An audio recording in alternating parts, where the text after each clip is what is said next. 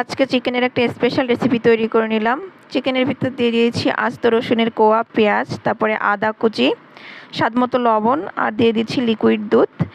এরপর হচ্ছে চিকেনটাকে আমি প্রায় 15 মিনিটের মতো সিদ্ধ করে নিব। এরপর সিদ্ধ করা হয়ে গেলে চিকেনগুলো উঠিয়ে রেখে বাকি যে সমস্ত মশলা আছে এগুলোকে আমি ব্লেন্ডার জারে নিয়ে ব্লেন্ড করে নিব। এরপর সেই মশলাগুলো দিয়ে তার সাথে ধনিয়া গুঁড়া, জিরা গুঁড়া, লাল মরিচের গুঁড়া, অন্যান্য সব মশলা দিয়ে কষিয়ে আমি মাংস আর আলু কষিয়ে নিচ্ছি। কষানো হয়ে গেলে তারপর ঝোলের পানি দিব কিছুটা। এরপর হচ্ছে আমি এটাকে রান্না করে নিব।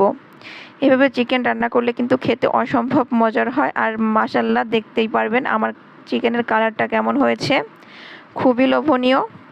আপনারা চাইলে কিন্তু বাসায় ট্রাই করতে পারেন, অনেক বেশি টেস্ট এই রেসিপিটা।